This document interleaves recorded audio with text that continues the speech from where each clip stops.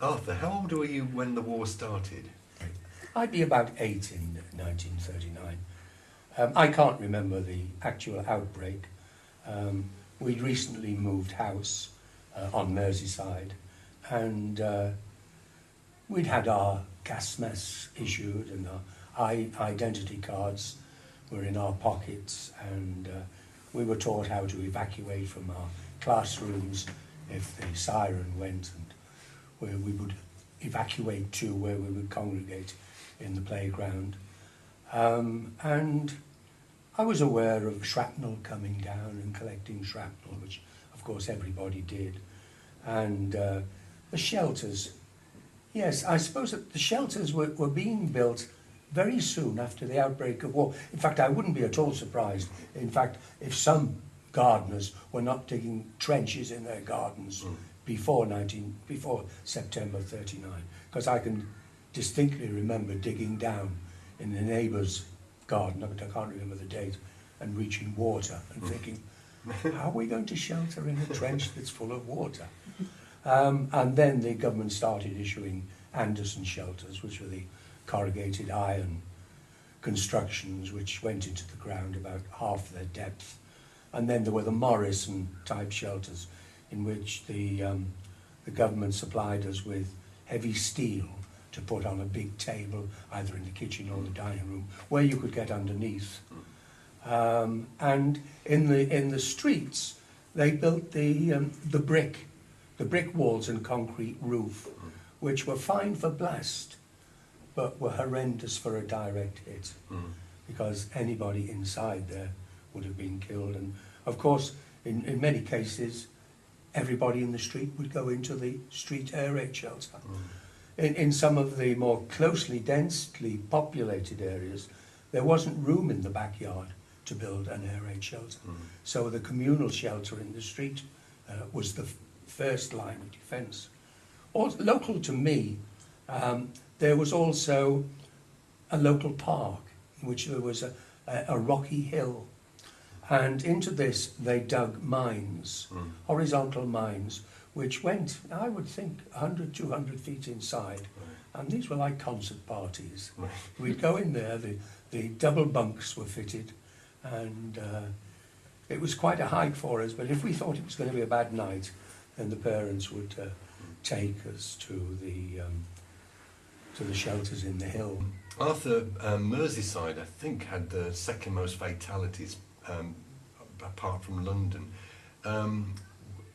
Were you evacuated at all? It was some time before my parents made this decision. Other people in the school had gone away, mostly on a private or an independent method. But we learned in December 1940, how, I don't know. My father decided that something was going to happen. And I have no idea how the information carried around. The school must have been aware of the same information, because they organised the evacuation. And on December the 21st, 1940, I was 9 and my sister was 5, and the buses came to the school at 9 o'clock in the morning. I can remember the posters on the school railings. It was the first bit of French I learnt. Right. Vive la France. And it was a poster put out by de Gaulle calling all loyal Frenchmen to the colours. Anyway, we got on the bus and we travelled down to the railway station. Mum was in tears. Dad worked for the local transport. He was a bus driver. And he was very adept at jumping on and off backs of buses. I learned that from him. And he travelled quite some way on the back of this bus, reluctant to leave the kids on their way to Montgomeryshire, where we ended up, right. My sister and I. We stayed in Wales. Not our fault that we had to change location, but we were with 3 different families, and each one had its advantages and disadvantages. I feel as though it was a great thing, insofar as I am concerned, to go away, be independent of Mum and Dad, look after my little sister, and learn something about agriculture, because being in town in Birkenhead I didn't know a great deal about the birds and the bees, and I learnt about the cows and the calves. When things slackened off on Merseyside. Oh, incidentally, I did say we were rushed away on the 21st. Within 3 nights, there was one of the heaviest blitzes on the Liverpool and Birkenhead sites. Of course, it was a prime target with so much shipping around, my parents felt that it was necessary to get me away from it, and I'm glad they did.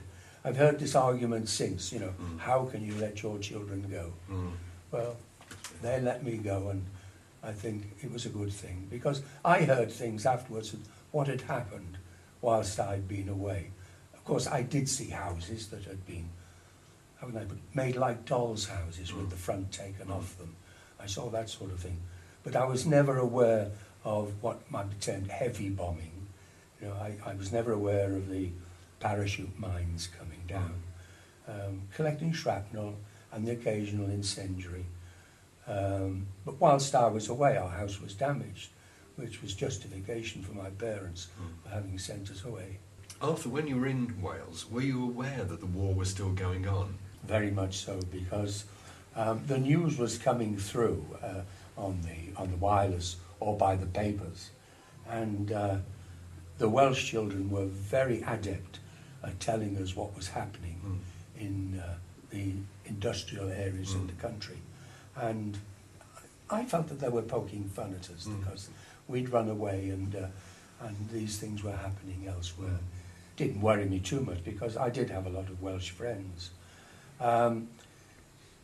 Sometimes the lady with whom we were staying would ask us to come out into the garden, and we would hear a rumble, and occasionally would hear the distinctive drone of German bombers. I was never aware of any fighting. There was no anti-aircraft fire, but the sound of planes and the rumble of bombs, which would be, I suppose, 50 miles away.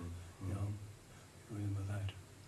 Arthur, in recent years, you've done research on bombing in Moseley during the war. I wonder whether you could tell us a little bit about that. Quite a few people were killed in Moseley. A lot of bombs were dropped. Most of the interviews that I've had seem to be concentrated on the idea that the bombing was on the railway line. A lot of the bombs did fall adjacent to the railway line, but as I know, lots of bombs fell nowhere near the railway line. And some of the bombs where they hit houses in the Moseley area caused an awful lot of casualties and deaths. Swanshurst Lane was one in particular where I think there was a young girl who was a refugee from Czechoslovakia, and she had got through all that she had got through, and she was killed in Birmingham. One particular bomb, or should I say 2 or 3 bombs that fell together, that I have been interested in. I'm still working on it because I don't know all about it. It's in a little close off School Road, Green End Road, and the close nearby. And there we had the situation where a couple were going away for a weekend in the country, and they said to their friends, I think they lived in Chesterfield Road, would you like to stay in our house because your house has been damaged? And they came up and they stayed in Greenfield Road and were killed. The bomb fell on the house and the baby survived. She was found by one of the air raid wardens. But what happened after that, I don't know. But in speaking to people around there, they were definitely for air raid shelters. The couple who had died had stayed in the house. One of the worst local bombings, well, there are 2 actually. One was the cinema in Balsall Heath. Yes, the Carlton. Yeah, the Carlton, where many people were killed, unfortunately. And when you look at the casualty lists, quite a few of them come from Moseley. Mm. And then there was the other one, the Taunton Tunnel, Right. which is, can't remember the name of the road. It's on the 11 bus route. And as you go down towards where Wilmot Breeden used to be, on the left-hand side, there was a tunnel underneath the railway, and it was designated as an air raid shelter. Right. Unfortunately, it wasn't a shelter, and everybody in there was killed. I think about 15 people. There was a stick of bombs that fell across Alfred Street and Albert Road, which is next to Wheelers Lane School, yes. and there were casualties there. But at this stage, it's very difficult to find people who were living there at that time. I don't know if you're aware, there is a leaflet out in, possibly in King's Heath Library, about the bombings in King's Heath. That gave me a lot of leads, but I haven't got very much further on than that. Arthur, thank you so much for talking to me today. I've really enjoyed it. It's been a pleasure. Thank you.